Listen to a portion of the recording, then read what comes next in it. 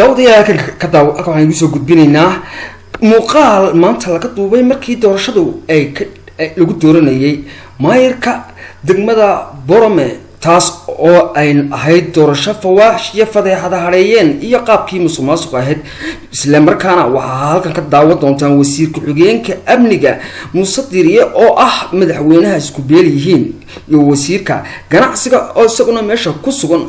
ayaa maanta gabi ahaanba waxa ay afduubeen golihii degmada ee hoose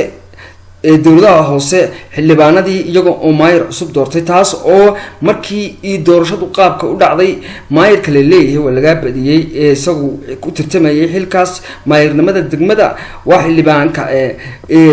la afduubay laakiin wuxuu xaq u leeyahay gacantiisa inuu dub haysto ilaa inta la ogaanayo codadka gacanta u dambaysa cidda aan doonayna markaana u codaynaya imisaadii haysaa Salmaan Xasan toban baadii haysaa waayahay anigu waxaan u codaynayaa Maxamed Maxamed Faarax Dheerayste si kala horeeyay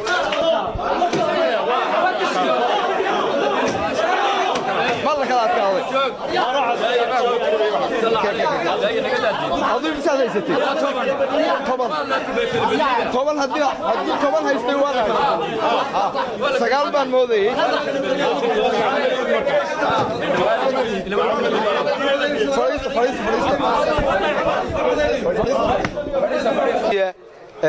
waqtiga doontaba ha qaadatay hadii hawshiisi nabad oo guul ay noogu soo dhamaatay waxa weeyaan golay halkan fadhiyay 20 qof buu ahaa 10 qof waxay u codeeyeen Salmaan Xasan Xaddi sagaalna waxay u codeeyeen Maxamed Maxamed Faarax Dheerayste gudoomiyuhuna muu codeynin oo aniga marka sida darteed anigu maan codeynin sida darteed guushu waxay raacday Salmaan Xasan Xaddi waxoogaa buuq yar baa jiray cidii aan mugdi kaga jiray guushu waxay raacday Salmaan Xasan Xaddi hal cod bayna ku kala badiyeen anna maan codeynin salaamu calaykum imisaadii haysaa Salmaan Xasan Xaddi toban baadii haysaa waayahay anigu waxaan u codaynayaa Maxamed Maxamed Faarax Dheerayste si kala horeeyay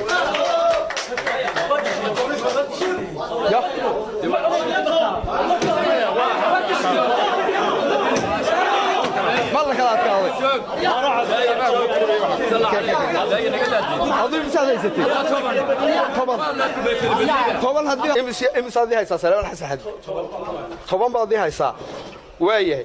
anigu waxaan u codaynayaa Maxamed Maxamed Faarax Dheerayste si kala horeeyay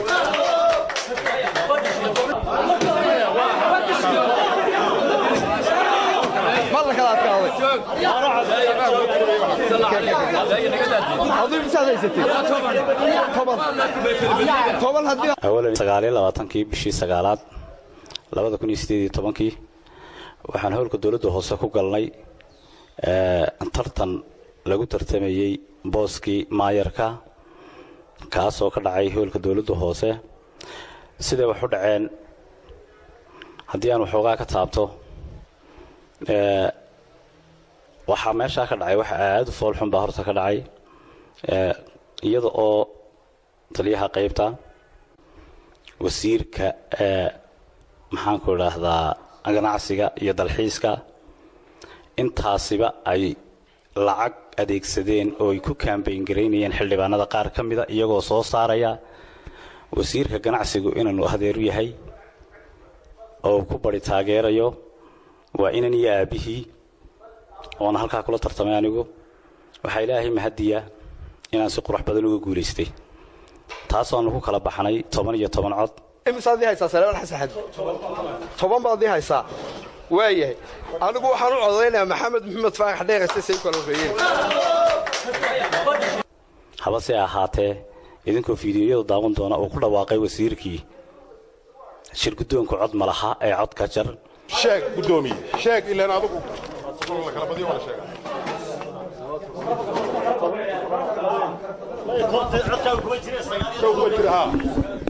golahay bisa fadhida soo bahala 20 baa fadhiya adigu iska reeb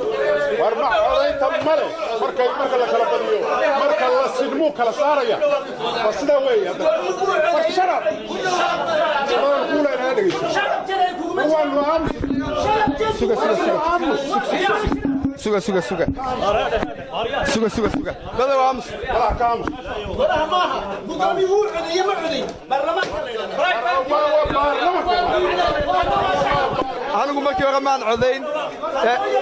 waxa uu codeeyey Saleebaan Xasan Xaddi 9 Saleebaanna 10 baa u codeeyey waanad arki kartaan isagoo oo leh 19 18 iyo wax la halmaala mar 9 mar 18 mar 10 iyadoo aynu jirin wax ka aamusayna tiradaasina aad u kala duwan tahay habase haatee bulshada Boorama waxaan u sheegayaa hadiiba ay sidaa noqoto magaaladu waxa weeye fadqalalaah saaxa iyo uu ku sii badanaya iyo buuqa iyo rabashku meeshaasina wuxuu ugu talagalay in wasiirku isagoo kii amniguna joogay in amni darra ka dhacdo balse waxaan u sheegayaa bulshada in amni darra dhacayn maayarka xaq ah haddii xaq meesha jira anigu aan ahay maayarka xaq ah iyadoo ay ku cadaynayso wixii halkaa ka dhacay bulshada mar walba waan mahad celinayaa xildhibaanada intii dooratay intaani dooranba waan mahad celinayaa habase haatee xukuumadda xagga sare waxaan tusayaa waxa halkaa ka dhacay in ay foojignaan gaar ah u yeeshaan haddii ma garanaysa ay foojignaan gaar ah u yeelan waayaanna carqaladda magaalada ka dhacda waxa uu sababa wasiir Saajin iyo wasiirka Maxamed Muuse Deeriye oo ah wasiirka xigeenka amniga labada wasiir waa laba gunaysan dirkooga oo kuwii socdaya qaybtood bay ka yimaadeen ujeedadina uga yimaadeen waayo wafdi dhan oo wada socday haayeen haafna uu soo galay haafna uu baxay ujeedada meesha ku jirta waa la dhasan kartaan waxyaabo badan oo suuban baa jiray ina Muuse Deeriye wasiirkii amniga iyo dawladda hoose wuxuu iibsaday kursiga inanka uu doon la jeclaaday hadduu inanka la calmaday inuu soo magacaawdun baa inuu tartan iyo cod geliyo meehan codka iyo tartanka halka ka dhacayna si qurux badan oo sharaf laan uga guuleysanay habase haatay isagu ugu dhawaaqaasina socon maayo magaaladuna isaga laba maayar u yeelay maayarka xaqina waaniga